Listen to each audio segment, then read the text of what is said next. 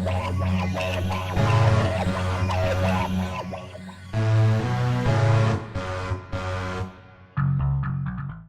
everyone, it's Lance again, Amped about Aimpad, where I take one game, play it using the Aimpad, and compare it to how it plays using the keyboard.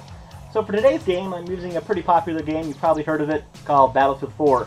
The reason why Battlefield 4 is such a fantastic game to show the benefits of using Aimpad is because it's very heavily driven for, driven for vehicles. So, because you're doing lots of things with vehicles, and that's where Aimpad really shines, is being able to use analog controls to move things like vehicles. It's just a perfect game for it. So, real quick, let's just hop into a tank here and control it using the keyboard. So, when you're using the keyboard in a tank like this, you basically need to make turns extremely fast where you're going around corners. So you kind of have to wait to the last minute to make this turn, and then line yourself up with that corner, and then stop, and then get ready to make another turn and stop. So it's a lot of jerky action while you're making turns. So with Aimpad, I don't really have that problem. I can, since this is a slight turn here, I'm just going to slightly turn to the left and line myself up there. And then if I want to take this turn off to the right, I'm going to make a slight turn off to the right. And now I have a hard turn to the right, so I can make a full right turn. But you can tell it's very easy to like recalibrate my trajectory, or basically to correct overturning is a lot simpler. So you can see it's very simple for me to make these turns. It's very smooth and very natural for me based off of how much I'm pushing down those keys. The other thing is in terms of speed. So while you're using a keyboard, you only have one option of moving W to move at this speed. You have a modifier, I think it's control, to make you move at the slower speed. And I think from a tactical perspective, the reason why you do that is so that infantry can be walking on the side here and have full moving cover. But if that infantry is like crouched and moving at that's one speed. If they're standing up and they're walking, that's another speed, and if they're running, that's 3 speeds. So with Aimpad, you actually have a full amount of speeds that you can move at. So if you want to move at this speed to support them while they're crawling, and then go a little bit faster while they're walking, and then go a little bit faster while they're running, you can do that. You can maintain as much, however fast of the speed that you want to maintain, you can do that. So that's pretty important. So one thing I wanted to kind of contrast is the ability to keep aiming at something while you're still moving. So it's easy to like be moving forward and aim because it's not impacting your aim. But as soon as you need to turn your vehicle to like move out of the way of these trees or something like that, you have to hit D or A or whatever to turn. So if I hit D, when I do that, the whole body of the tank shifts with it, right? So it's kind of a problem because you're making an abrupt turn. So if I'm going at this speed and I hit D, I'm way off. So if I was aiming at something and I needed to turn at the same time, I have to correct for it. But the problem is there's a disconnect between an analog function of the mouse and a digital function of the keyboard.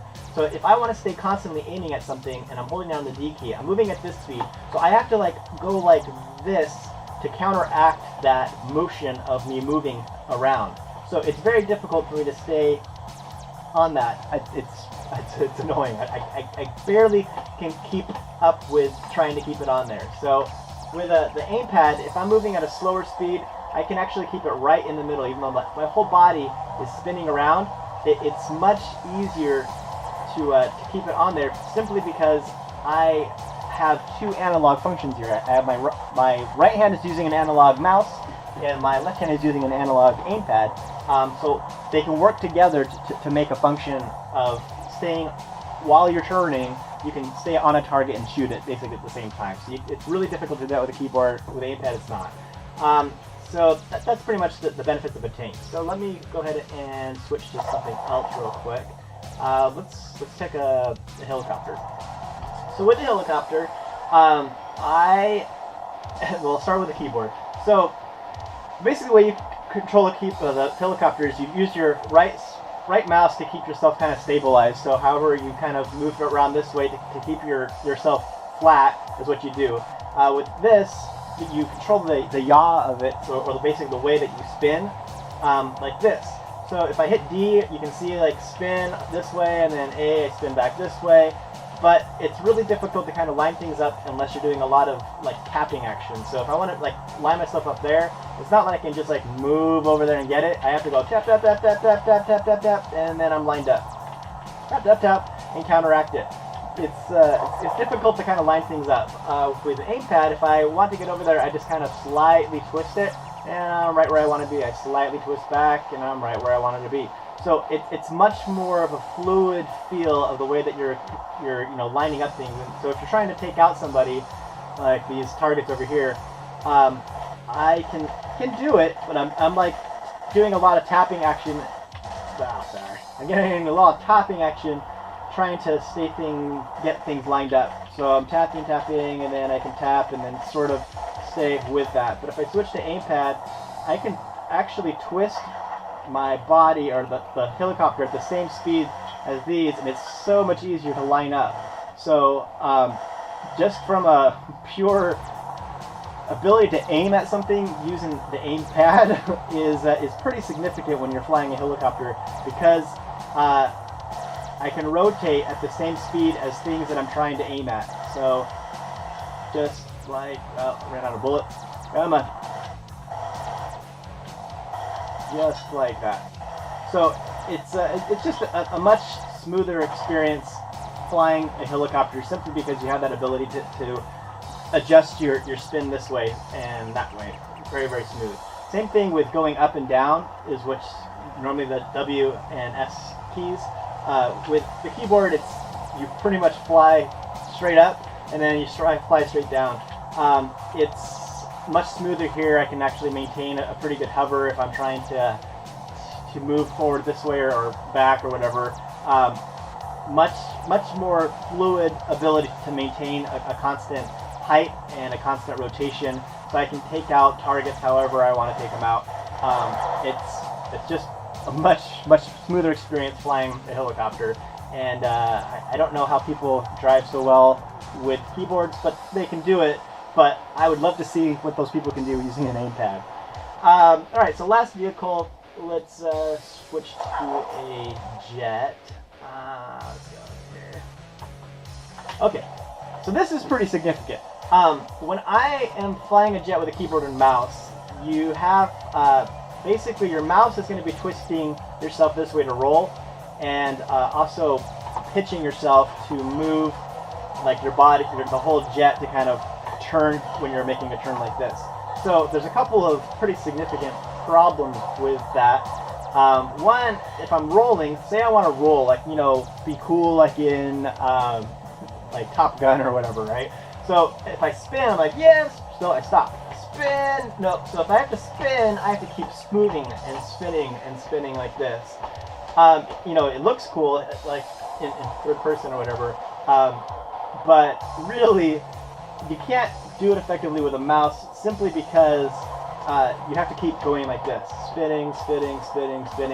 With the Aimpad, if I want to spin, I can actually spin free the whole time, at a slow speed if I want to, at a full nauseating speed. I have full control over being able to spin, which is pretty nice. The other thing in terms of pitch, so normally you'd be using your keyboard over here, and if you want to make a turn, you're going like this constantly, because if you have your body to the side and you pull it back to pitch yourself that way, it stops. You keep going forward. So like, all right, well, I'll do it again, and then you stop. So you have to constantly be doing actions. Suck. Yeah, well, that's what happens. So it's not an effective control mechanism. Again, people can do it, but I am terrible at it, so I don't. Because with an Aimpad, it's not necessary. If I can get this guy to load again, come on. Yeah, all right. So with the Aimpad, again, pitch. So I can twist myself this way, and we'll switch back to this view. I can actually turn completely, consistently, and keep turning based off how much I'm pushing it in. So I'm pushing it in a lot there, letting it off, and I'm just keep turning. So you have full pitch control. You can kind of do that with the mouse too, so I go like that, but you're constantly moving your mouse like this to get that turn, which is really not as cool as being able to go like this. La la la. La da da. Very effortless, very painless. So highly recommended there. So those are two things. So I have the ability to roll consistently. I have the ability to pitch consistently, and then again, because I'm using an analog function for my left hand and an analog function for my right hand, they can work together. So when I am back here and I'm trying to aim at something, I can make those small subtle adjustments or large adjustments if I need to with the Aimpad, but I can make the small subtle adjustments with the mouse to line things up to whatever I'm shooting at. So it's basically your hands are working together rather than fighting each other when you do normally with a mouse and keyboard. So really, it's just a pretty amazing way to fly vehicles. And again, I'm pretty terrible at this game. I'm probably a level 1 or level 2 Battlefield 4 player, so I don't have a whole lot of experience, and you can probably tell based off of how poorly I fly. But I would love to see people, and I'd love to find someone that is really, really good at flying jets or helicopters or whatever using a keyboard and mouse, and then have them try using this, because I think they could pull off some pretty impressive stuff. Like crashing like that is something I probably would not expect them to do. But yeah, the experience you get playing Battlefield 4 with an Aimpad is just nothing compared to using a keyboard. And I highly recommend that if you guys are going to be somewhere where we're going to be showing it, I'd love to see you guys use it and see how it benefits you. So again, this is Aimpad, and thank you very much.